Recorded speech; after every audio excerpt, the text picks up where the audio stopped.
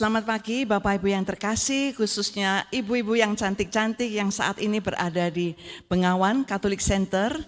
Pindoman pada pagi hari ini sangat senang sekali untuk sekian kalinya berjumpa dengan Anda semuanya. Saya akan menyapa dengan teman-teman yang masih tetap setia di Zoom. Thank you untuk Gwen yang lagi di Korea tetapi tetap masuk. Pak Yoyo dari Kudus, Ibu Katarina, Ibu Yuli dari Padang, Ibu Bue dari Pennsylvania, dan kemudian saya melihat juga Pak Adi yang hadir juga, dan kemudian saya melihat Pak Joni ya kalau nggak salah itu ya, soalnya kecil sekali, oh nggak hadir. Ya Pak Adi, apa kabar ini, lama nggak ketemu. Dan saya juga masih belum melihat Pak Rudi, Pak Budi ya, mungkin masih dalam perjalanan. Jakarta mungkin macet. Bapak Ibu yang terkasih, pada kesempatan pagi hari ini kita akan memuji Tuhan, kita akan mendengarkan firman Tuhan, dan kita akan bersama-sama menjadi pelaku-pelaku firman Tuhan yang pada kesempatan pagi hari ini akan dibawakan oleh Ibu Linda Herawati dan tim pujian Ibu Lucy dan teman-temannya. Marilah kita mau satukan hati untuk memuji Tuhan, dan biarlah berkat Tuhan turun atas kita semuanya. Tuhan memberkati. Amin. Shalom, Bapak Ibu yang dikasihi Tuhan. Saya mau yang di belakang-belakang boleh maju ke depan. Nah, kita mau sama-sama pada pagi hari ini, meskipun mungkin kita masih menunggu teman-teman kita yang lain yang belum datang, tapi kita yakin dan percaya hadirat Tuhan ada di tempat ini. Amin ya Bapak Ibu. Bapaknya cuman ada 2. Wah, tapi gak apa-apa, berarti tetap masih bapak-bapak ya. Boleh maju yang di belakang, yang di pojok-pojok, kita satukan hati di tempat ini. Sebelum kita mendengarkan firman Tuhan, mari kita sapa kanan kiri kita. Katakan, Tuhan sungguh baik. Tuhan sungguh baik. Kita masuk gerbangnya, masuk dalam hadirat Tuhan dengan puji-pujian dan ucapan syukur. Kita boleh bertepuk tangan menyanyi bagi Tuhan. Kita yakin Tuhan mendengarkan kita dan Dia hadir di tempat ini bagi kita. Amin. Mari masuk gerbang Tuhan. Masuk gerbangnya bersyukur dengan penuh pujian. Boleh bangkit berdiri Bapak Ibu. Hadiratnya angkat pujian, pujinya tiuplah sangkakala, musik dan tarian. Semua makhluk di bumi di surga dengan segenap hati angkat pujian. Sebab apa? Sebab Tuhan sungguh baik. Sebab Tuhan baik. Sebab Tuhan baik. Anugerahnya kekal selamanya. Katakan, sebab Tuhan baik. Sebab Tuhan baik. Sebab Tuhan baik. Sebab Tuhan baik. Anugerahnya kekal selamanya. Yesus Kristus, Yesus Kristus Allah Tuhanku, pencipta segalanya. Sujud di hadapannya, angkat tanganmu, naikkan pujian, pujinya tiuplah sangkakala, musik dan tarian. Semua makhluk di bumi di surga dengan segenap hati naikkan pujian. Sebab Tuhan baik, sebab Tuhan baik, sebab Tuhan baik. Sebab Tuhan baik, anugerahnya kekal selamanya. Sebab Tuhan baik, katakan sebab Dia sungguh baik. Sebab Tuhan baik, anugerahnya kekal selamanya. Coba yang di sebelah sini. Sebab Tuhan baik, jempolnya mana? Sebab Tuhan baik.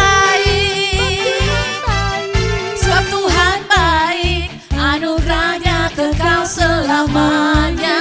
Sebelah sini jangan mau kalah. Sebab Tuhan baik. Sebab Tuhan sungguh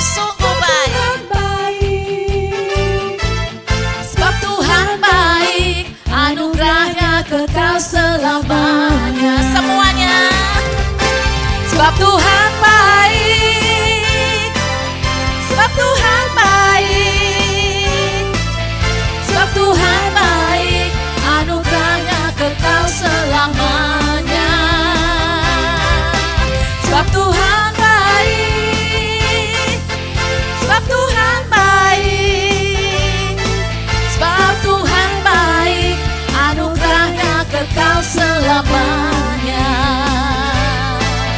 Sebab Tuhan baik, anugerahnya kekal selamanya. Sebab Tuhan baik, anugerahnya kekal selamanya. Berikan sorak-sorai untuk kemuliaan Tuhan. Dia sungguh baik di dalam hidup kita. Amin. Silahkan duduk Bapak Ibu. Pagi hari ini kita menyatakan rasa syukur kita untuk segala kebaikan Tuhan. Dalam nama Bapa dan Putra dan Roh Kudus. Amin. Segala pujian dan syukur kami naikkan ke hadirat-Mu Tuhan. Karena Engkau Allah yang berkuasa atas hidup kami. Engkau yang menopang hidup kami. Engkau yang menolong kami di dalam segala keadaan apapun hidup kami. Engkau tidak pernah sekali-sekali meninggalkan kami. Bahkan sebelum Engkau pergi diangkat ke surga, Engkau berkata bahwa Engkau sekali-kali tidak akan meninggalkan kami seperti yatim piatu. Tugasmu memang sudah selesai di dunia ini Tuhan saat Engkau mati di kayu salib. Tetapi Engkau memberikan kami roh yang menghibur kami, menuntun kami. Roh Kudus yang lemah lembut, yang selalu hadir di dalam hidup kami. Terima kasih Tuhan. Ketika kami mengingat-ingat segala kasih-Mu, kebaikan-Mu di dalam hidup kami, kami sungguh bersyukur. Karena kami tahu tidak ada Tuhan yang seperti Engkau. Bahkan Engkau memberikan putra-Mu yang tunggal kepada kami. Bukan untuk menghakimi kami, tetapi Dia datang sebagai penyelamat kami. Menebus dosa kami, menyembuhkan kami, membasuh kami dan menyucikan kami di atas salib-Nya. Terima kasih Tuhan. Mari ingat-ingat segala kebaikan Tuhan. Begitu besar kasih-Mu Bapa, Kau berikan mana-Mu yang tunggal. Di saat aku percaya, kasih menyelamatkanku. Bukan sebagai hakim dunia, tapi penyelamat yang berkorban. Untuk diriku Kau tebusku, kasih menyelamatkanku. Ingat kasih-Nya yang mengubah hidupku. Ingat kasih-Nya yang selalu ada. Kasih Yesus, kasih Yesus bagiku. Ingat segala kebaikan Tuhan. Begitu besar kasih-Mu Bapa, Kau berikan anak-Mu yang tunggal. Di saat aku percaya, kasih menyelamatkanku. Bukan sebagai hakim dunia, tapi penyelamat yang berkorban. Untuk diriku Kau tebusku, kasih menyelamatkanku. Ingat kasih-Nya yang mengubah hidupku. Ingat kasih-Nya yang selalu ada. Kasih Yesus, kasih Yesus bagiku. Ingat bilurnya ketika Dia tersalib. Ingat segala susah deritanya ketika Dia memberikan nyawanya kepada kita. Dengan bilurnya Dia sembuhkan luka-luka kita. Dengan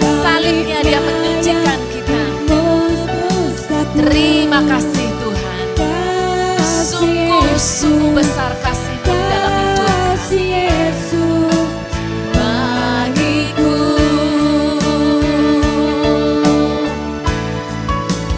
Ingat kasih-Nya yang mengubah hidupku.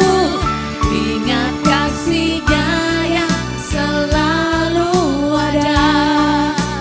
Kasih Yesus, kasih Yesus bagiku.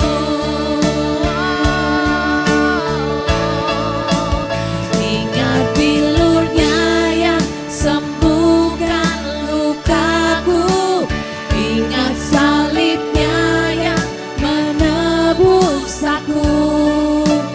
Kasih Yesus, kasih Yesus bagiku. Kasih-Mu yang membebaskan kami Tuhan. Kasih Yesus, kasih Yesus bagiku. Kasih-Mu, kasih Yesus, kasih Yesus bagiku.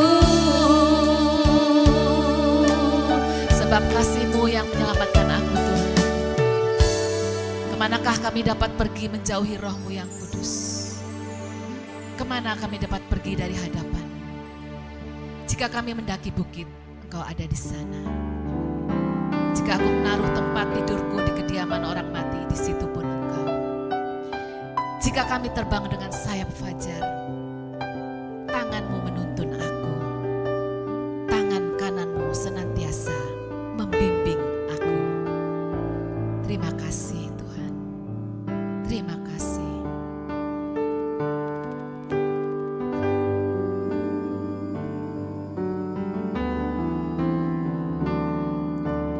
Kemanakah aku dapat pergi menjauhi Roh-Mu yang suci? Kau sahabat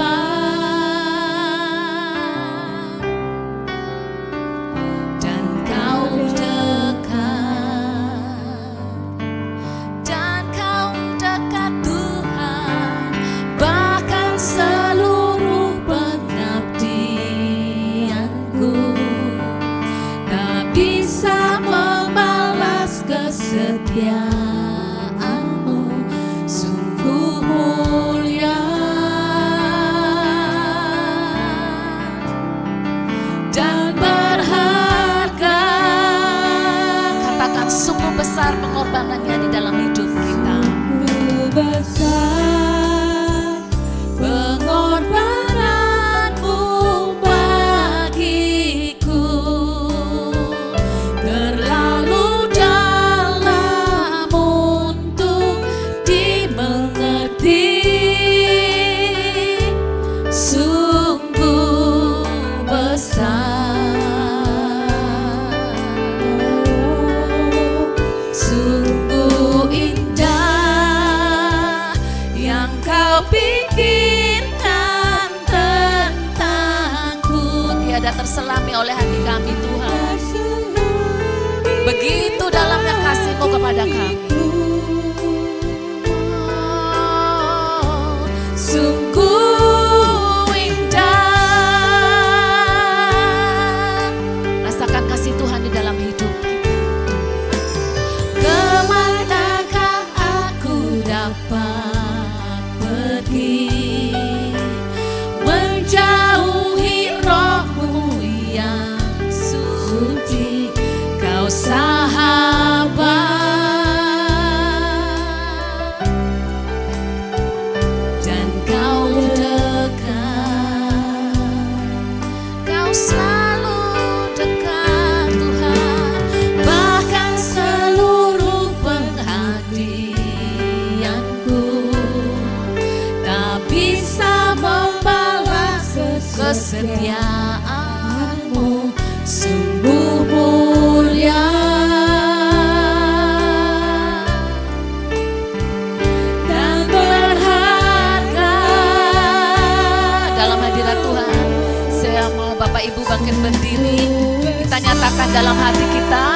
bahwa kita sungguh bersyukur atas pengorbanan Tuhan.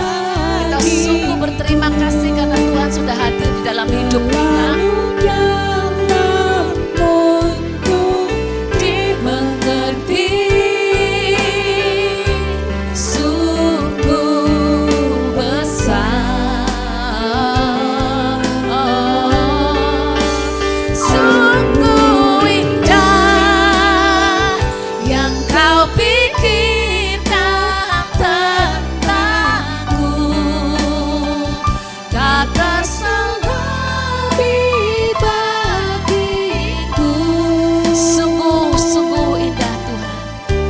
Sungguh indah, Katakan, sungguh indah,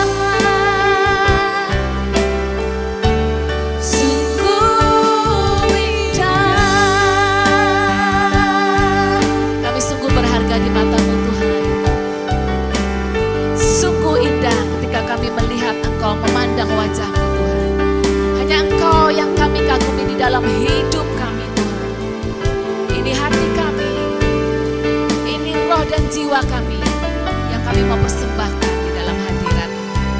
Terima kasih Tuhan. Ku kagumi dalam hati, kasih-Mu tiada duanya. Sampai kini ku akui, kasih-Mu tiada dua. Ku kagumi dalam hati, kasih-Mu tiada duanya. Sampai kini ku akui, kasih-Mu tiada dua. Ku kagumi dalam hati, kasih-Mu tiada duanya. Sampai kini ku akui, kasih-Mu tiada duanya. Kasih-Mu tiada duanya. Kasih-Mu tiada duanya. Tiada duanya kasih setia-Mu dalam hidupku Tuhan. Terima kasih. Terima kasih Tuhan. Ini kami setiap anak-anak-Mu yang rindu untuk mendengarkan suara-Mu. Rindu untuk lebih dekat lagi dengan Engkau. Engkau sudah mengutus anak yang Engkau kasih, Ibu Linda Joy, di tempat ini. Maka kami yakin dan percaya Engkau akan berbicara melalui mulut bibirnya yang sudah Kau urapi dengan Roh Kudus-Mu. Beracaralah Tuhan, kami siap mendengarkan. Kemuliaan kepada Bapa, Putra dan Roh Kudus, seperti pada permulaan, sekarang, selalu, dan sepanjang segala abad. Amin. Silahkan duduk Bapak Ibu.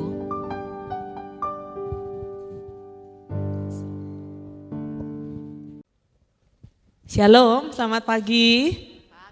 Oke, ada sukacita ya, puji Tuhan. Bapak Ibu yang terkasih, saya ingin mengucapkan dulu kita masih dalam masa Paskah gitu ya. Berarti selamat Paskah, walaupun sebentar lagi akan berakhir, kita akan masuk Pentakosta. Tapi siapa yang begitu terberkati di Paskah tahun ini? Terberkati ya, puji Tuhan ya, kita bisa kembali offline, kita bisa full, 3 hari suci kita bisa full. Saya sendiri betul-betul merasakan indahnya Paskah tahun ini ya. Baik, kita akan bercerita, bersharing sama-sama. Perkenalkan, nama saya Linda, saya dari Paroki Roh Kudus di Surabaya ya. Sehari-hari saya ibu dari 4 orang anak, puji Tuhan dari 1 suami, sudah cukup 1 suami aja gitu ya. Hari ini kita mau bercerita sama-sama tentang betapa baiknya Tuhan. Tadi enggak janjian dengan Cilusi, tapi lagunya betul-betul pas yang pertama bahwa Allah itu sungguh baik. Amin. Siapa yang percaya Allah itu baik dalam setiap musim hidup kita. Amin ya. Kalau dalam keadaan lagi happy, lagi banyak rejeki, lagi sehat, lagi diajak jalan-jalan sama anak cucu, pokoknya lagi seneng-seneng, wah gampang kita bilang Tuhan itu baik. Betul? Tapi kalau lagi sakit, dirawat di ICU, terus lagi ndak ada dana, lagi ndak ada, pokoknya rasanya kayak hidup itu sendirian. Siapa yang masih bisa bilang bahwa Tuhan itu baik? Nah, tantangannya kita itu diminta untuk percaya seperti yang dikatakan dalam firman Tuhan hari ini, Injil hari ini, kita itu kepunyaannya Allah. Amin. Dan Tuhan sendiri sampai menebus kita. Dan Tuhan menyatakan bahwa kita akan beroleh hidup yang kekal kalau kita mengenal Dia satu-satunya Allah dan kita percaya akan Yesus Kristus Tuhan. Nah, kalau itu kita pegang, maka kita mestinya nggak bisa negatif thinking sama Allah. Setuju apa enggak? Seringkali kita manusia ini masih sering negatif thinking sama Allah. Kalau kita lagi ada masalah, kadang kita tanya, "Loh Tuhan, aku kurang apa?" Kalau kita lagi mengalami satu musibah, kita bilang, "Loh Tuhan, aku udah nyiapin begini. Tetapi kok kenyataannya tidak begitu." Nah, pada saat kita jatuh pada negatif thinking pada Allah, ayo kita kembali pada satu keyakinan dan iman kita bahwa Tuhan itu baik. Amin. Nah, sebelumnya saya mau cerita dulu sejak dari kitab Kejadian bahwa Tuhan itu sungguh amat baik. Dan sejak dari semula Tuhan mau setiap kita, setiap manusia itu berbahagia bersama Dia sampai selama-lamanya. Itu tujuan awal Allah menciptakan manusia. Tetapi kalau kita lihat di kitab Kejadian 3, di situ makanya saya tadi tanya apakah teman-teman atau Bapak Ibu di tempat ini pernah negatif thinking sama Allah.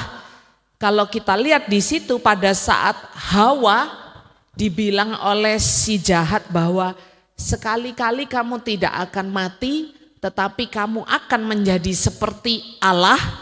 Di situ manusia itu mulai negatif thinking sama Allah.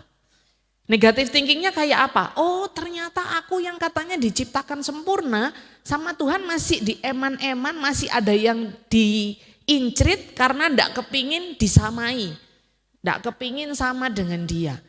Akhirnya manusia itu jatuh ke dalam dosa. Dan pada saat manusia jatuh ke dalam dosa itulah semestinya hubungan kita dengan Allah menjadi terputus. Semestinya terputus apanya sih secara rohani ya, karena apa? Allah itu maha kudus, Allah itu tidak bisa dijamah kalau kita tidak kudus. Karena itu begitu kita melanggar hukum Allah, yang terjadi adalah kita terpisah dari Allah.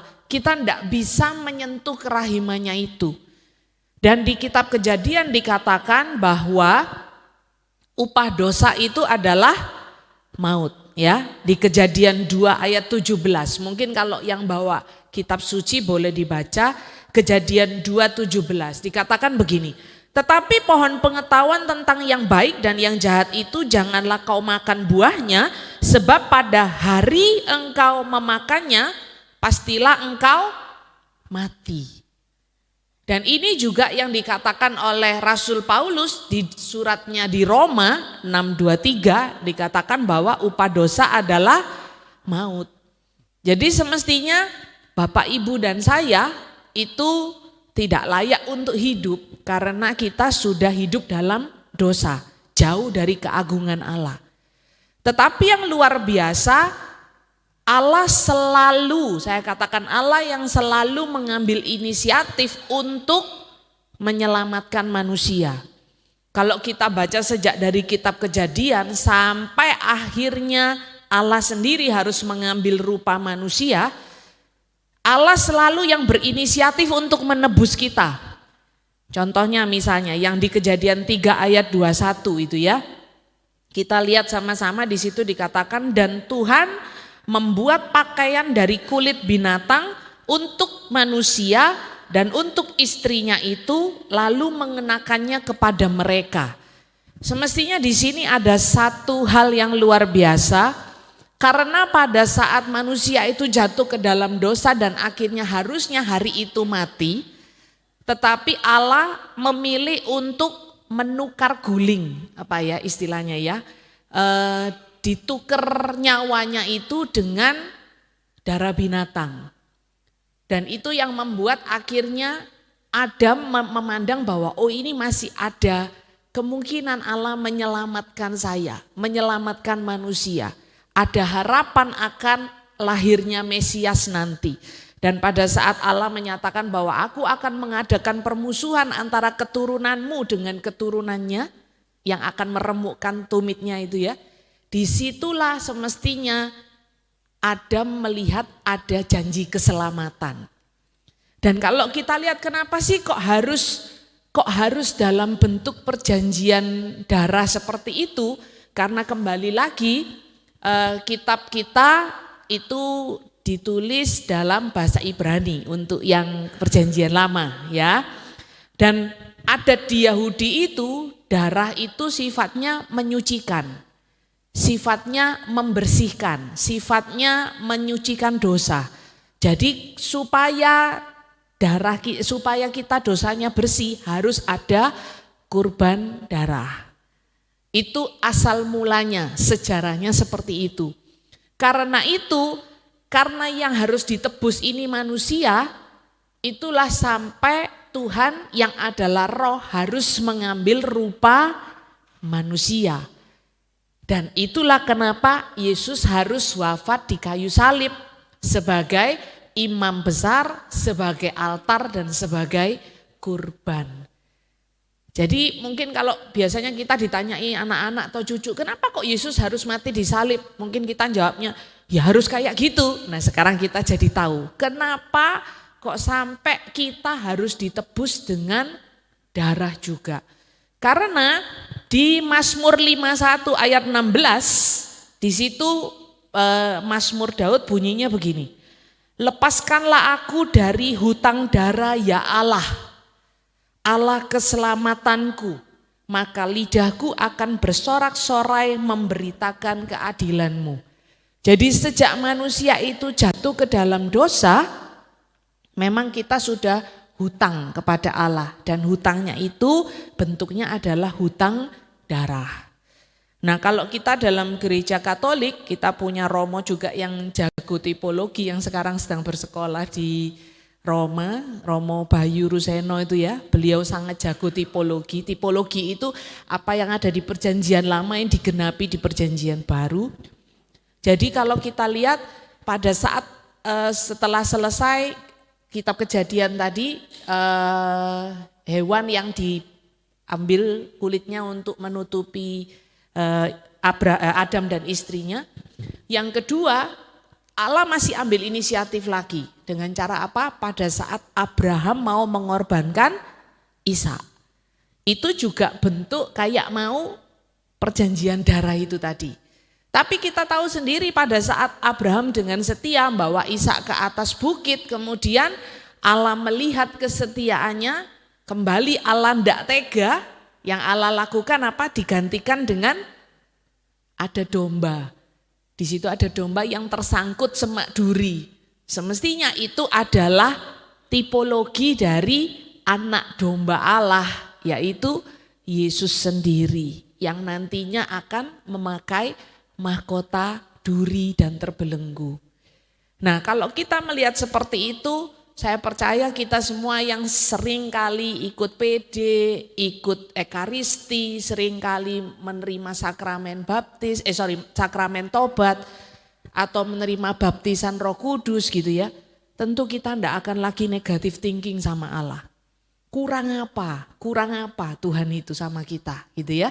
Nah kita sekarang mau lihat sama-sama, kalau kita tahu bahwa kita punya hutang darah dan sudah diperdamaikan oleh Allah, maka bagian kita sekarang selanjutnya apa gitu ya. Nah kalau kita lihat, lawannya kerajaan Allah itu adalah dunia ini. Lawannya kerajaan Allah adalah egoisme dunia ini. Lawannya kerajaan Allah adalah kedagingan di dunia ini. Dan itu yang dikatakan di Galatia 5 ayat 19 sampai 21. Ayo itu kita buka supaya kita tahu apa yang harus kita lawan karena Yesus sudah menebus kita dengan darahnya yang mahal. Galatia 5 ayat 19 sampai 21. Yang bawa kitab suci boleh dibuka. Galatia 5, 19 sampai 21.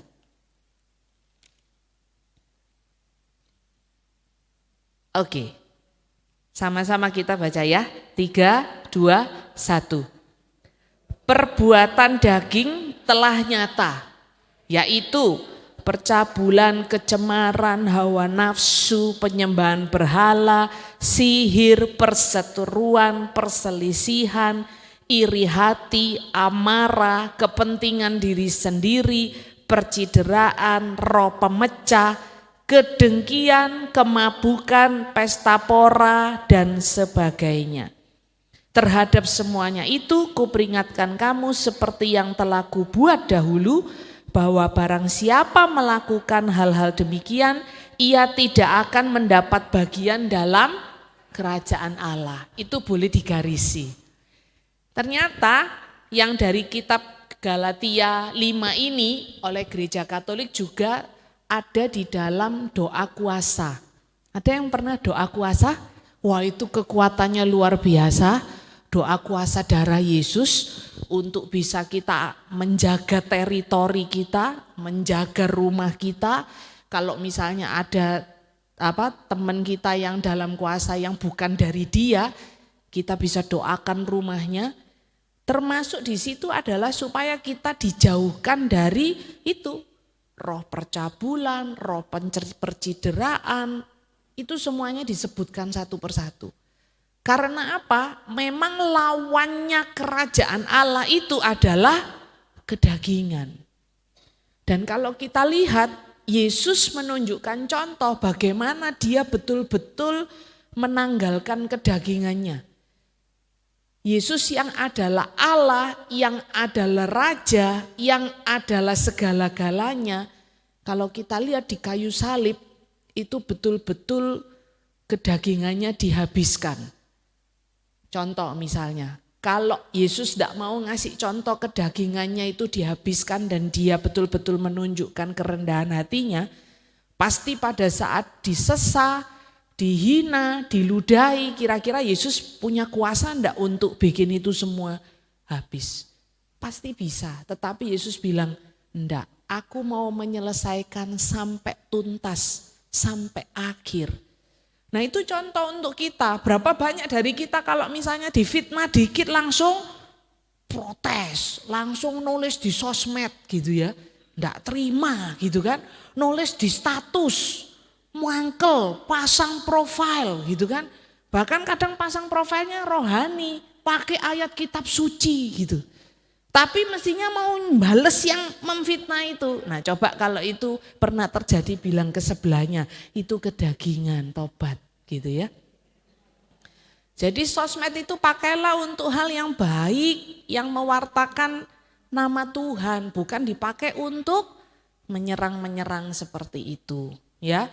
Nah itu karena kita masih ada kedagingan itu.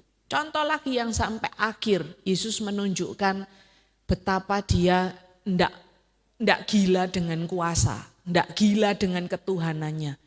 Teman-teman yang terkasih, pada saat salah satu sabda Yesus di kayu salib, Yesus bilang aku haus. Terus serdadu itu kan mencelupkan bunga karang ke asam, terus dikasih ke mulutnya Yesus. Mungkin selama ini kita berpikir baik ya, serdadu itu ngasih minum baik ya. Tapi kalau kita lihat sesungguhnya apa itu yang dipakai, Bapak Ibu bisa enggak tega. Saya cerita ya.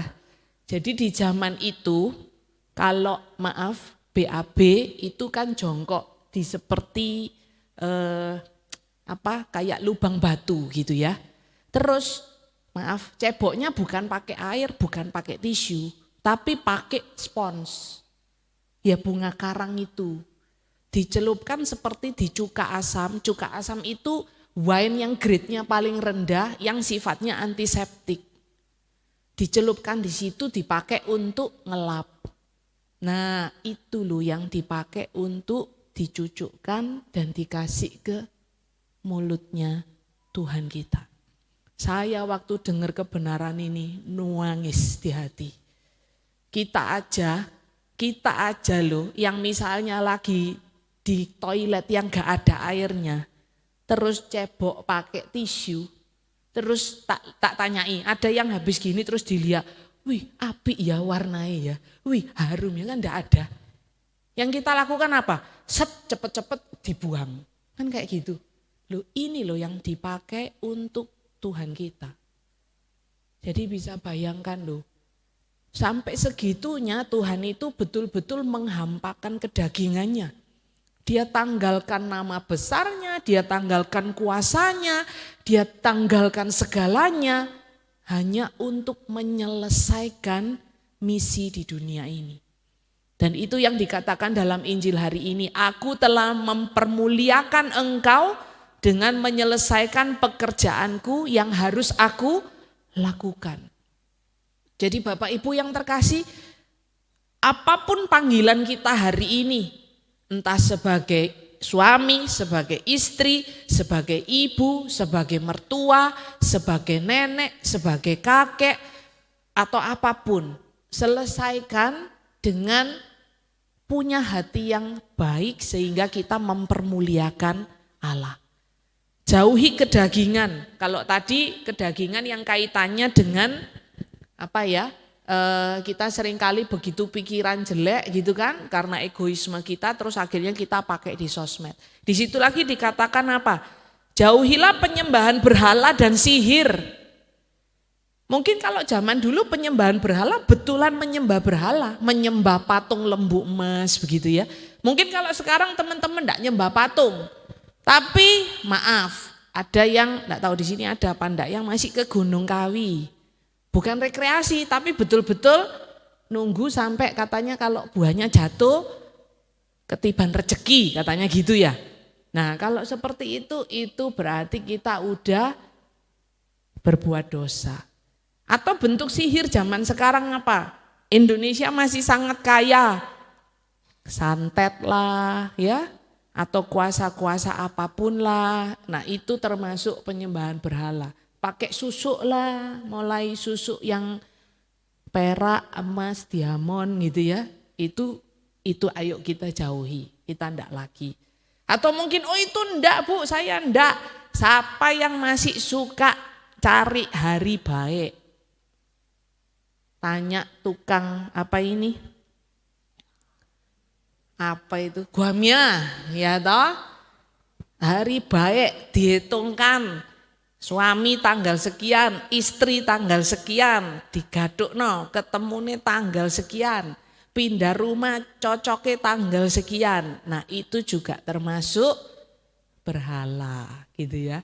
Nah kalau itu pernah dilakukan gampang jalan keluarnya, ndak usah takut, masuk ke ruang pengakuan, cerita sama Romo, ngaku sama Tuhan. Itu mesti diakui supaya ndak ada lagi celah. Atau kalau zaman dulu masih musim dikwepang-kwepang gitu ya. Ndak tahu kwepang ke dewa A, dewi I. Ya sekarang kalau kita percaya Yesus adalah Tuhan dan Dia satu-satunya Allah, ayo kita jauhi yang seperti itu. Karena itu sudah diselesaikan oleh Tuhan Yesus. Ya. Berikutnya apa? Iri hati. Nah, ternyata disebut di situ iri hati itu adalah kedagingan yang harus kita jauhi.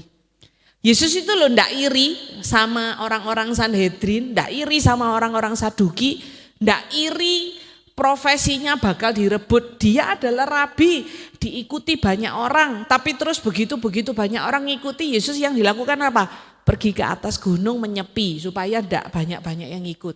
Tapi mereka kan begitu iri sama Yesus, takut kehilangan pengikut, takut kehilangan orang-orang yang akan nanyai mereka. Ayo, berapa banyak dari kita seringkali iri sama orang? Iri zaman now bentuknya tidak kelihatan. Orang iri zaman now bisa dalam senyuman. Ayo, betul apa betul?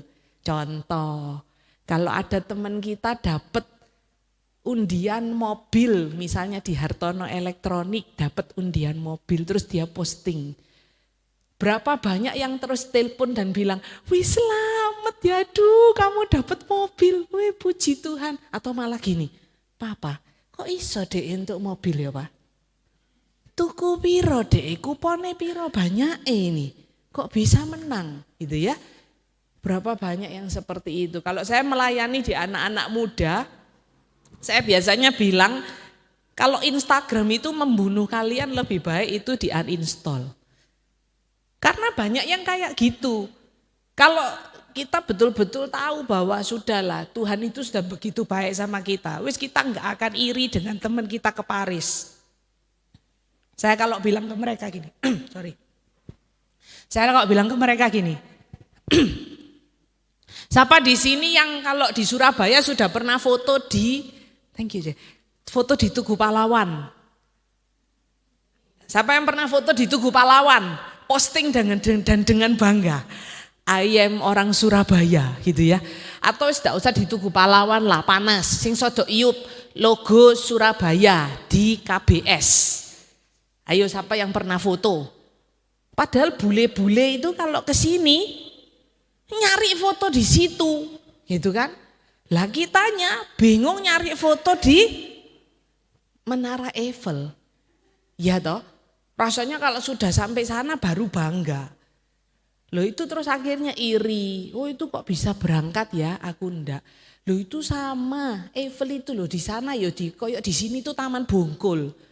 Tempat siswa berkumpul, mahasiswa berkumpul nyari wifi, ngerjain tugas, doprok di situ. Nah itu kalau saya bilang ke anak-anak muda ya, seringkali kita iri. Iri itu karena apa sih? Susah lihat orang lain bahagia. Dan bahagia kalau lihat orang lain, loh saya enggak ngomong loh ya, yang ngomong ibu-ibu. Tak ulang ya, iri itu apa? Susah kalau lihat orang lain seneng. Dan seneng kalau lihat orang lain susah. Makanya begitu lihat orang seneng digawe susah. Ngelihat orang susah kitane seneng gitu. Nah kita lihat di mana? Di Yakobus 3:16. Ayo kita buka. Apa itu? Yakobus bilang apa? Yakobus 3:16 ya. Dikatakan kita mesti hati-hati. Sebab di mana ada iri hati dan mementingkan diri sendiri, di situ ada kekacauan dan segala macam perbuatan jahat. Jadi akarnya itu dari tidak kelihatan itu tadi. Dari yang kelihatannya senyum, yang kelihatannya happy, happy-nya tapi kalau lihat orang lain jatuh, orang lain susah. Hati-hati ya, banyak dari kita seringkali itu tanya tapi sok prihatin, tapi aslinya kepo. Kalau itu rasanya bukan yang di tempat ini ya, yang di sini semua baik. Banyak yang tanya gini, denger-dengere lo ya, denger-dengere. Hati-hati lek sering gitu ya, denger-dengere katanya papa mamamu lagi masalah ta. Loh kok ketawa ya? Soalnya kalau sudah kayak gitu saya tanya, itu 100% peduli atau aslinya oh papa mamanya asisten imam tiba yo masalah. Berapa banyak dari kita, denger katanya mamamu stres sampai kanker. Kanker ya apa? Wih itu hati-hati. Kalau memang Makanya hati-hati betul-betul kita kuasai hati kita. Kalau memang itu akan menimbulkan huru hara, menimbulkan pikiran yang enggak, wis mending diam dulu. Karena apa? Disposisi hati kita itu akan bisa tertangkap kok. Akan bisa terasa. Kita betul-betul peduli atau tidak. Dan kalau kita punya hati yang juga peka, orang itu nanya tujuannya untuk apa, ya kita bisa menjawab, minta hikmat sama Tuhan. Aku jawabnya kayak apa. Kalau memang dibilang itu, mamamu katanya ada masalah ya. Jawab aja gini, oh kamu dengar gitu ya. Ya kalau gitu bantu doakan ya. Titik. Udah. Kalau kita terus kepancing terus dia bilang, iya mama papaku lu wis tuwek lu tuh. Oh tambah kepancing, yang sana tambah seneng. Oh, bener, ceritanya bener berarti. Terus langsung biasanya gayanya gini, oh iya ta, oh gitu yo sakno ya. Aduh sakno ya. Saknone itu tapi sambil ngorek terus ceritao. Nah itu kita mesti hati-hati ya. Yang ketawa-ketawa, kalau ada temennya yang kayak gitu berarti sekarang kita tahu cara jawabnya. Oh iya, tolong doakan ya supaya semua baik. Katakanlah dipancing lagi, loh tapi doanya apa? Supaya harus spesifik. Doanya ya apa? Ujube ya apa? Ya doakan aja supaya Roh Kudus bekerja, papa mamaku sabar. Selesai. Wis cukup. Karena kalau enggak, kita juga jadi bikin orang lain berdosa. Ini loh kuncinya. Tanpa sadar kadang kita juga jadi bikin orang lain tambah dosa. Ucapan kita kadang bikin orang lain tambah iri. Tambah bikin orang lain tambah seneng goreng. Jadi sebaiknya itu kita jauhi. Pribadi yang kita teladani siapa sih? Yesus. Yesus itu loh enggak banyak omong. Habis dia menyembuhkan orang kusta, apa yang Yesus lakukan? Kamu banyak omong, pergi ke imam untuk dinyatakan kamu tahir. Karena memang harus seperti itu aturannya, harus ke imam, imam ngecek seluruh tubuhnya, dinyatakan tahir, baru dilepas jubah kustanya, baru dia jadi umat biasa, boleh masuk bait Allah. Yesus lakukan itu, Yesus kan enggak bilang gini, kamu ceritao, yang nyembuhkan kamu siapa? Kamu ceritao, aku menjamah kamu bagaimana? Enggak. Yesus enggak seperti itu. Wong enggak kayak gitu aja diiri hati sama orang-orang Farisi. Apalagi Yesus tambah menceritakan hal-hal besar yang dia lakukan. Nah ayo kita ikut pribadi Yesus untuk tidak iri hati dan tidak menyebabkan orang lain iri hati. Apalagi yang bisa kita janji sama Yesus untuk kita mau berubah karena dia udah tebus kita ya. Di situ dikatakan yang termasuk perbuatan daging adalah amarah. Bukan marah ya, amarah. Kalau marah itu yang tidak disimpan sampai rembang tengah hari. Tapi kalau amarah itu yang nanti ujungnya menjadi dendam, menjadi kebencian, menjadi luka. Ciri-cirinya kalau amarah, itu kalau disenggol tentang itu lagi, kobong. Disenggol tentang itu dikit, emosi. Itu berarti ada amarahnya. Padahal di pengkhotbah dikatakan apa? Jangan lekas marah. Di pengkhotbah 7 ayat 9 dikatakan, jangan lekas marah. Bahkan di Yakobus 1 ayat 19 sampai 20 dikatakan lagi amarah tidak mengerjakan kebenaran di hadapan Allah. Amarah tidak mengerjakan kebenaran di hadapan Allah. Saya tanya, biasanya kita kalau marah apa yang memburu? Yang memburu itu yang bergelora, apa yang bergelora? Kalau kita lagi marah. Marah yang menjadi-jadi, yang bergelora apa? Suara, betul? Suaranya biasa, kan enggak mungkin orang marah itu, kamu itu ya, kan enggak kayak gitu ya.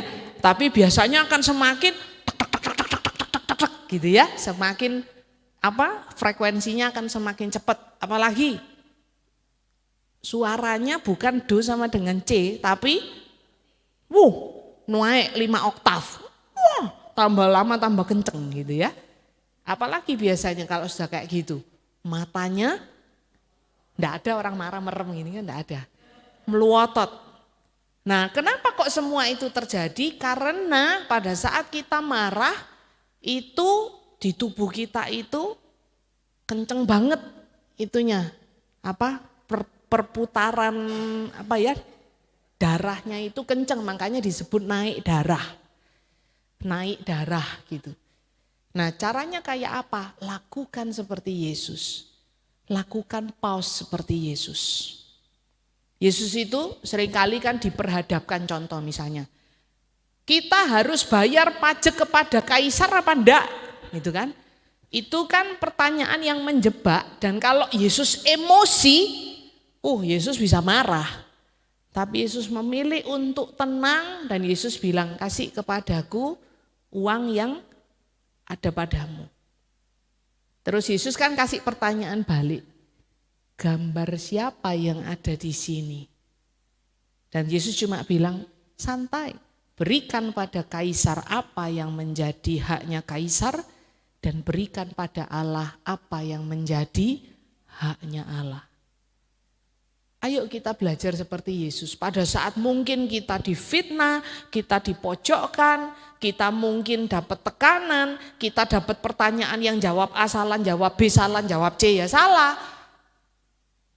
Ayo kita seperti Yesus yang sudah menyelesaikan semuanya dan tenang sebentar dan kita bisa menjawab betul-betul minta hikmat.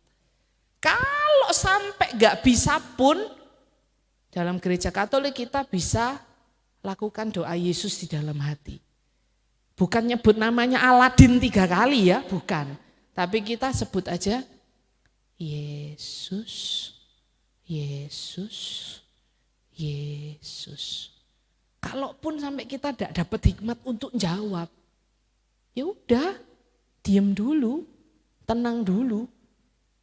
Dengan seperti itu maka kita bisa mengalahkan marah, tidak menjadi amarah.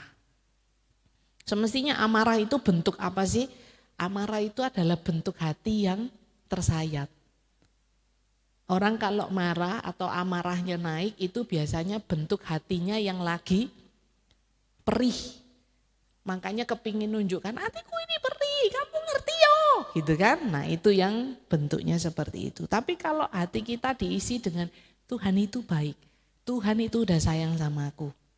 Semoga kita nggak sanggup marah lagi. Amin. Berikutnya apa? Perbuatan jahat kedagingan yang Yesus juga sudah selesaikan, yaitu roh pemecah dan percideraan. Percideraan dalam hal ini kalau di masa itu di bahasa aslinya ke arah nama baik. Percideraan nama baik, ya. Berapa banyak dari kita itu perkataan kita itu memecah belah, bukan menyatukan. Contoh misalnya, kalau kayak saya punya anak 4. Kalau seringkali itu yang terjadi karena anak 4 itu kadang kombinasinya A lapor tentang B. Terus tidak lama A lapor tentang C, A lapor tentang D. Terus belum sempat tak konfirmasi, nanti B lapor tentang C, B lapor tentang D. Jadi kombinasinya banyak. Nanti C lapor tentang D, kadang saya bingung iki sing bener sing endi gitu kan. Nah, kita kalau masih dalam kedagingan maka kita mungkin akan pada saat ngadepi ini, bela ini, jelekkan yang sana. Pada saat ngadepi ini, jelekkan yang sana, bela yang ini. Nah itu kita memecah belah. Ayo kita bilang, oke, udah, ya mama ngerti, ya tak dengerin, ya oke. Kadang anak saya protes, mama janji ya ngomong sama ini ya. Iya, kapan? Nanti kapan? Namanya anak kecil ya toh. Ya saya bilang, iya nanti mama pasti ngomong. Sungguhan ya? Iya. Apakah saya mesti ngomong? Tidak mesti. Ataupun saya ngomong bentuknya saya olah. Jadi bukan yang gini, katanya Koko ya, kamu ya. Loh kalau kayak gitu berarti saya memecah belah gitu. Tapi yang bisa saya lakukan adalah, sini duduk sebentar. tadi apa bener kayak gini? Nah mulai dia cerita, enggak kayak gini, kok tadi kayak gini, wes rame sendiri ya toh. Oh iya, ya udah, ayo kita yang di tengah.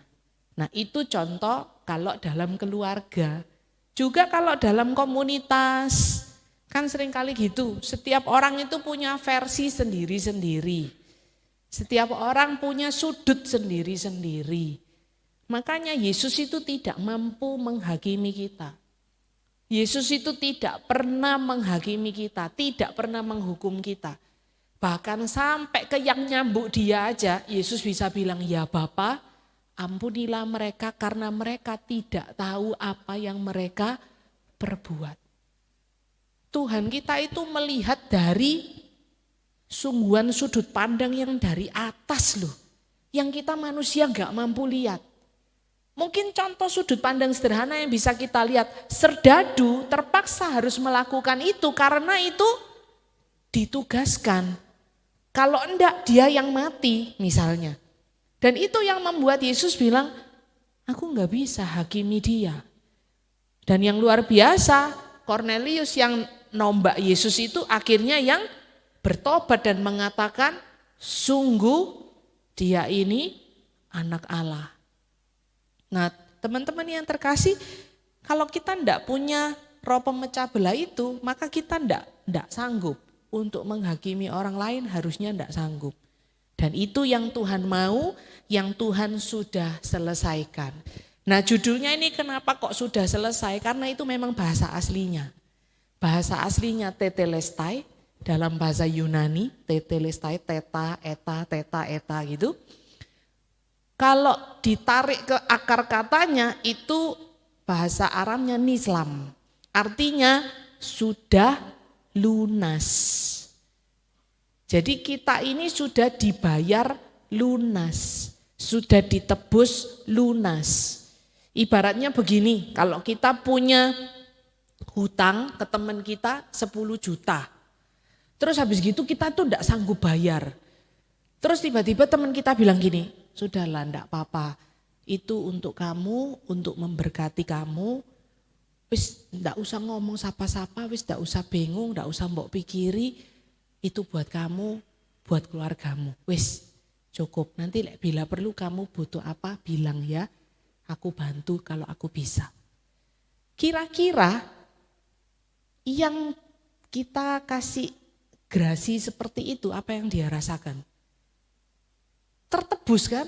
Oh aku ndak harus bayar gitu loh. Nah itulah Tuhan kita. Dia sudah menyelesaikan hutang darah yang tadi, yang dilakukan harus tuker guling dengan hewan, harus isak dikurbankan. Semuanya itu diselesaikan oleh Yesus di kayu salib.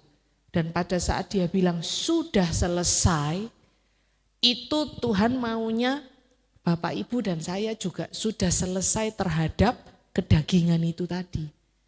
Kalau kita tahu bahwa kita ini kepunyaannya Allah, kita ini rombongannya Allah, rombongannya Yesus, maka ayo kita jauhi kedagingan. Dan di Yakobus dikatakan bahwa iman tanpa perbuatan pada hakikatnya adalah mati. Kalau kita beriman bahwa Yesus adalah Tuhan, bahwa Yesus yang Maha Kudus, yang kita sembah, maka kalau kita ikut rombongannya Yesus, seyogyanya kita juga berjuang untuk kudus seperti Yesus. Makanya kita di gereja Katolik kan doa begitu indah ya, selalu ditutup dengan pengantaraan Kristus Tuhan kami. Kenapa kok seperti itu? Karena kita tidak akan bisa menghampiri tata kekudusan Allah kalau kita tidak ikut rombongannya Yesus. Pada saat Yesus wafat di kayu salib dan tirai bait suci terbelah, itu menunjukkan bahwa ayo ikut rombonganku menghadap Bapa nanti dalam kekekalan. Sudah tidak ada batas lagi antara manusia dengan Allah. Tapi kita harus ikut rombongannya Yesus. Karena yang menguduskan kita, yang menyucikan kita dengan darahnya yang mahal itu adalah Yesus. Kenapa kok kita perlu ikut rombongannya Yesus? Makanya di gereja Katolik ada sarana sakramen tobat. Di gereja Katolik kita setiap kali ekaristi kita juga doa tobat. kita terima tubuh Kristus, kita juga dikuduskan. Kenapa kok kita perlu ikut rombongannya Yesus? Supaya kita bisa menjangkau Allah yang Maha Kudus. Kasarannya begini, saya paling suka pakai ilustrasi ini. Mungkin kalau Bu Ervina mau ketemu Jokowi gampang, ya toh, kenal gitu ya. Atau karena artis terkenal, wah Jokowi ya most welcoming gitu ya. Tapi mungkin kalau kita mau ketemu Pak Jokowi, wah ngelewati pas pampres mungkin sudah kokang senjata duluan. Tapi kalau seandainya, misal saya teman sekolahnya Gibran, misal. Terus saya bilang, Bran, aku pingin ketemu papamu, cuma pingin sowan, cuma pingin salaman. Mungkin Gibran akan gini, ayo wis ikut. Nah, terus kita digandeng sama Gibran nih. Terus kira-kira pas pampres bakal kokang senjata apa enggak? Enggak. Pas pampres akan bilang, bahkan akan memberi jalan. Nah seperti itu kurang lebih kalau kita ikut rombongannya Tuhan Yesus. Dia sudah menyelesaikan, dia sudah menebus kita. Setiap kita yang percaya, dibaptis, dikaruniai Roh Kudus. Dan itu yang terus sekarang kita novenakan supaya kita nanti pada saat Pentakosta kita betul-betul mengalami Pentakosta yang baru. Dan itu akan membuat kita terus bisa masuk rombongannya Yesus. Amin. Yang bisa kita lakukan lagi tindakan nyata apa? Mungkin kalau dulu kita enggak pernah baca kitab suci. Sekarang aduh juga enggak baca, tulisannya cilik-cilik mata enggak ketok gitu ya. Kalau memang enggak mampu baca, sekarang di YouTube banyak Alkitab suara. Itu didengerin aja waktu mau tidur, waktu kita lagi rehat, daripada nyekrol-nyekrol TikTok. Nggak karu-karuan ini kadang hoax apa, ngomongin apa, bahkan ada yang kayak voice over apa, pakai make up yang nggak karu-karuan, terus kita ngeceki komennya buat apa. Lebih baik kita dengar Alkitab suara. Karena itu makanan jiwa. Dan itu yang Tuhan mau. Supaya apa? Seperti dikatakan di Filipi 4 ayat 8.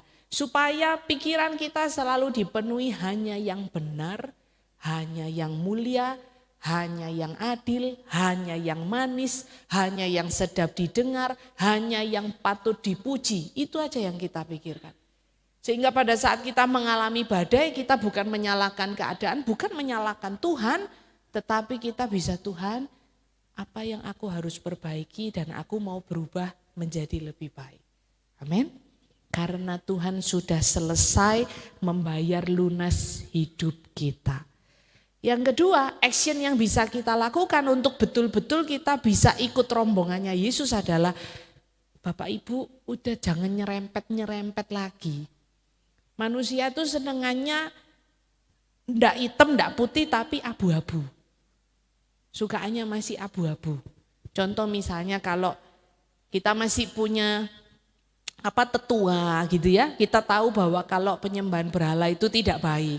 Terus tetua kita masih bilang, kamu tetap harus lihat hari supaya hoki gitu ya. Terus akhirnya atas nama puhaise, atas nama sungkan, terus kita iya wis lah gitu ya. Nah itu berarti kita mulai suka nyerempet-nyerempet. Nah itu kita bisa bilang dengan hikmat, kita bilang enggak lah, bagi Tuhan semua hari baik. Di kitab suci Tuhan ciptakan hari pertama, Tuhan katakan sungguh amat baik. Hari kedua Tuhan ciptakan sungguh amat baik.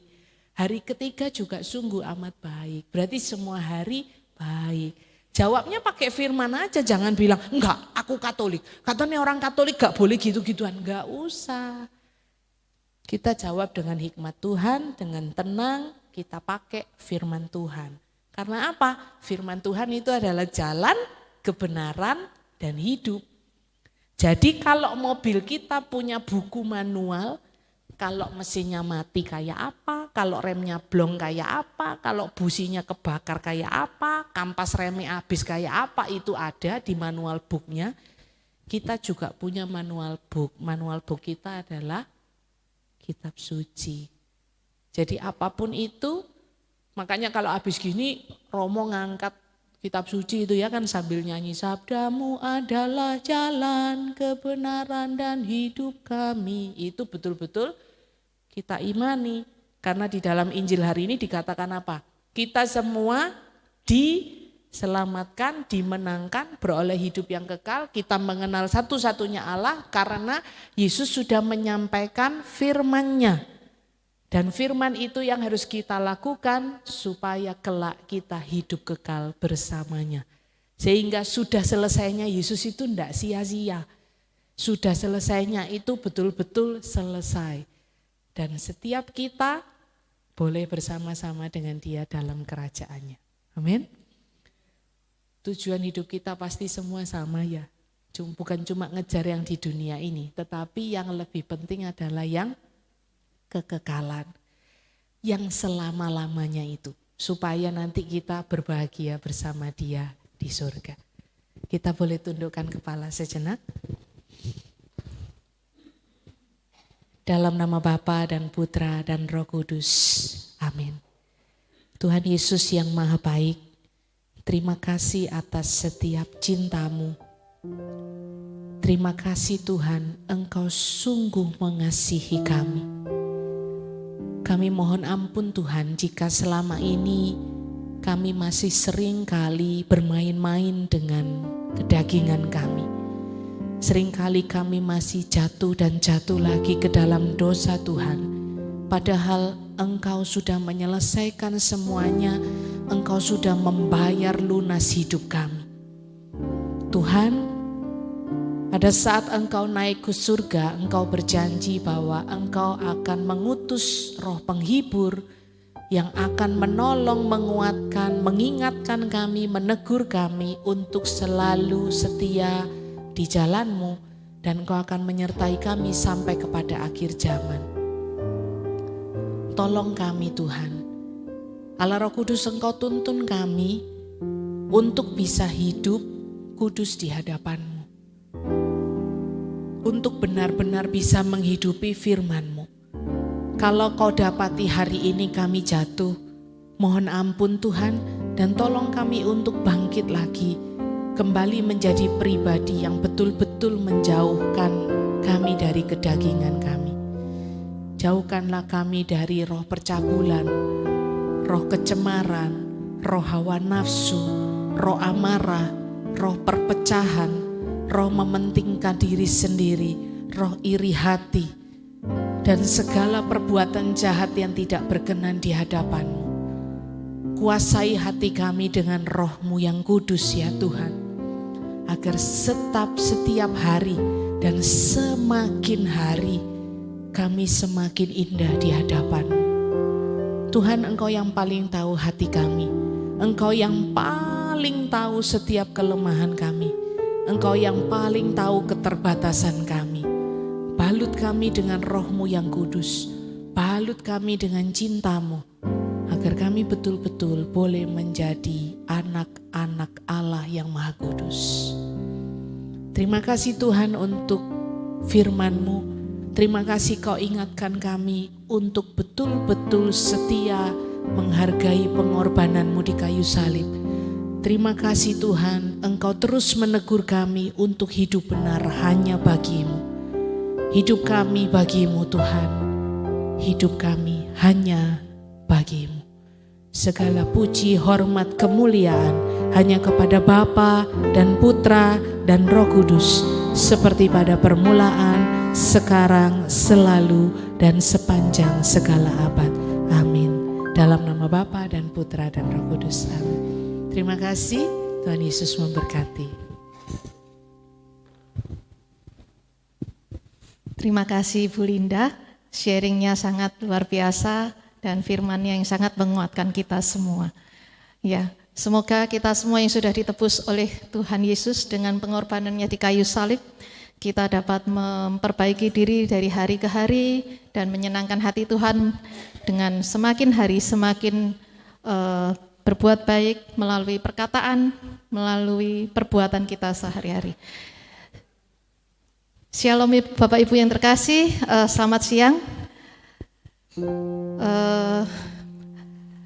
Siapa di antara kita pada zaman modern sekarang ini ya, hidup untuk menjadi langsing itu adalah impian dari banyak wanita, betul?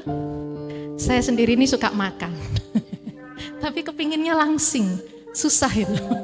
Mari kita dengarkan video sebentar ini ya.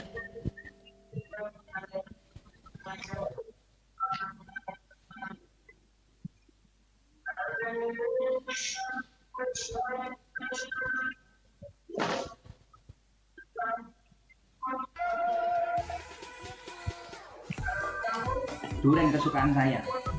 Ada yang bertanya, Pak, apakah makan durian bisa memicu kanker? Ada juga yang bertanya, apakah penyebab kanker itu hanya dari faktor genetik keturunan saja, tanpa faktor yang lain? Itu sudah kuno. Yang terbaru dari penelitian yang terkini akan saya ulas di seminar saya di tanggal 30 Mei jam 10 pagi on time di HKI Gereja Katolik Jalan Polisi Istimewa Surabaya bersama Ibu Ervina, penyanyi era 80-an yang masih eksis sampai hari ini. Beliau yang membawakan firman, saya akan membawakan seminar singkat bagaimana mendapatkan body ideal dengan pengaturan pola makan tanpa obat-obatan dan bagaimana mencegah kanker dan pemulihannya tanpa obat-obatan. Salam sehat, salam bebas corona. Ya, makan durian berani ya. Baik, Bapak Ibu, seminar-seminar kesehatan di luar-luar sana itu biasanya kita berbayar gitu ya. Nah, Selasa depan, Bindoman mengundang beliau, pakar ahli gizi, praktisi, food and nutrition expert, Insinyur Teguh Subaja, di mana beliau akan menyampaikan, menjelaskan kepada kita secara detail tentang bagaimana menjadi langsing ideal, yaitu cita-cita kita semua para kaum wanita, dan bagaimana cara mencegah kanker, pemulihannya dengan mengatur pola makan. Juga ada sharing session dari salah seorang salah seorang yang sudah mempraktekannya dan berhasil, Ibu Ervina. Turun berapa, C? Turun 14 kilo. Selain memberikan sharing session, Ibu Ervina juga menyampaikan firman untuk melengkapi acara seminar Selasa depan. Selain kita dipenuhi dengan pengertian-pengertian jasmani, kita akan mendengarkan juga firman Tuhan secara rohani supaya lengkap gitu ya. Kemudian kita juga akan kedatangan tamu istimewa dari yang sangat setia mengikuti acara Bindoman Zoom dari awal kita pertama kali adakan Zoom sampai hari ini, tadi juga masih ikut. Selasa depan beliau akan hadir di Surabaya, maka kita dengarkan perkenalan beliau dengan Bindoman, bagaimana awal-awalnya dan sampai sekarang ini. Bapak Ibu yang terkasih, hari ini ada yang sudah mendengarkan Fresh Juice ya? Kalau belum mendengarkan, nanti setelah acara ini selesai Bapak Ibu bisa mendengarkan acara Fresh Juice, di mana firman dan renungan disampaikan oleh Ibu Ervina sebagai Ketua Umum Bunda Kudus. Baik, jangan lewatkan, Selasa depan kita akan bersama-sama mendengarkan seminar singkat bersama dengan Insinyur Teguh Subaja di HKY. Jadi bukan di tempat ini ya, di HKY Aula Maria lantai 1. Kemudian Deverbum hari Kamis tanggal 25 Mei akan belajar bersama Romo Ignatius Budiono dengan tema Matius yang keempat. Bapak Ibu yang terkasih, bila membutuhkan pelayanan dari KUR Bunda Kudus atau ingin bersama-sama melayani bersama tim Bunda Kudus, bisa menghubungi Ibu Lili Mokhtar, di mana kami setiap hari Jumat pertama melayani di Catholic Center untuk misa jam 12 siang. Bapak Ibu yang terkasih, jika ingin mendengarkan ulang siaran YouTube hari ini, bisa ada di channel YouTube Bunda Kudus atau informasi-informasi yang lainnya ada di media sosial Bunda Kudus, baik Facebook, Telegram, Instagram, dan juga bisa menghubungi Sekretariat Bunda Kudus melalui WhatsApp. Bapak Ibu yang terkasih, bila tergerak hati membantu pelayanan kami di Pindoman, dapat mentransferkan donasi Bapak Ibu melalui rekening BCA 46456756774 atas nama Erni Istiawan atau Setiawati Mulyo. Dan kami berterima kasih atas bantuan Bapak Ibu sekalian. Dan kalau Bapak Ibu sekalian ingin membantu pelayanan Pater Robi Wawor, dapat memesan souvenir, lilin, patung melalui Ibu Agnes, di mana semua hasil penjualannya akan dipakai oleh Pater Robi untuk pelayanannya di Holy Land. Sekian, terima kasih. Kita akan tutup pujian bersama dengan Ibu Lucia Limantara. Bapak Ibu yang terkasih, karena kita dalam satu persekutuan doa, saya tergerak pada kesempatan ini untuk berdoa khususnya untuk teman ataupun dari umat Pindoman yang lagi mengalami masalah atau sakit sebelum nanti ditutup dengan pujian. Marilah kita mau tundukkan kepala, kita undang Tuhan supaya hadir pada kesempatan ini dalam nama Bapa, Putra, Roh Kudus. Amin. Bapa di surga, kami percaya Engkau telah bersama-sama dengan kami dari pagi hingga siang hari ini. Tuhan, hamba-Mu tergerak untuk mendoakan teman-teman ataupun umat dari komunitas Bunda Kudus ini, di mana beberapa dari mereka mengalami sakit, baik itu pasangannya maupun teman kami yang tercinta, salah satu pengurus komunitas Bunda Kudus, dan juga putri dari Ibu Karlina yang lagi berobat di Pineng, dan sahabat kami di Australia, ataupun juga siapa saja yang sakit saat ini Tuhan, pasangan hidupnya, keluarganya. Bapa, kami percaya Engkau lawat mereka Tuhan. Engkau tidak akan melemahkan iman mereka karena sakit itu Tuhan. Kami percaya Roh Kudus-Mu hadir memberikan kekuatan, pengobatan apapun yang dijalani Tuhan. Kami percaya Tuhan, Engkau menyertai mereka. Tuhan, bilur-bilur Yesus menyembuhkan Tuhan. Jangan Kau biarkan setan merampas mereka Tuhan. Kembalikanlah anak-anak-Mu ini Tuhan sehat, pulih, dan mereka tetap kembali untuk melayani Engkau dengan hati yang penuh sukacita dan penuh syukur apapun yang mereka alami. Tuhan, kami juga berdoa untuk keluarganya Tuhan, berikan mereka kekuatan untuk menjaga yang sakit maupun dana yang diperlukan Tuhan. Terima kasih Tuhan, kami juga berdoa untuk teman-teman yang imannya sudah mulai loyo karena mereka terbiasa dengan Zoom Tuhan. Undang mereka hadir kembali untuk bertatap muka bersama memuliakan nama-Mu dan mendengarkan firman Tuhan dan berdoa bersama-sama kembali. Juga kami berdoa untuk teman-teman yang mengalami kesulitan atau masalah, baik itu masalah keluarganya, keuangannya, atau apapun Tuhan. Jangan Kau biarkan mereka jauh daripada-Mu. Rangkul mereka Tuhan dan bawa mereka kembali kepada-Mu, bahwa Engkau adalah Allah, Allah di atas segala Allah yang senantiasa akan memberikan kesembuhan, memberikan jalan keluar, memberikan berkat-berkat-Mu yang tidak pernah kering. Tuhan, berikanlah kami semuanya nih iman untuk percaya bahwa Engkau adalah Allah yang senantiasa menolong.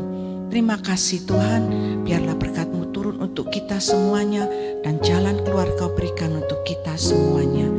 Tuhan, terima kasih, hanya di dalam nama Yesus, Tuhan dan pengantara kami berdoa dan mengucap syukur. Kemuliaan kepada Bapa, Putra, dan Roh Kudus, seperti pada permulaan, sekarang, selalu, dan sepanjang segala abad. Amin. Dalam nama Bapa, Putra, Roh Kudus. Amin. Terima kasih Bapak Ibu yang dikasihi Tuhan. Tuhan sudah menebus kita di atas kayu salib. Kita tetap harus berjuang untuk menjaga kemurnian, kekudusan kita, agar kita layak di depan Tuhan dan menyenangkan hati Tuhan. Selamat siang, kita tutup PD hari ini dengan kita naikkan satu lagu. Kita terus memuji Tuhan di dalam hidup kita. Saya undang Bapak Ibu bangkit berdiri.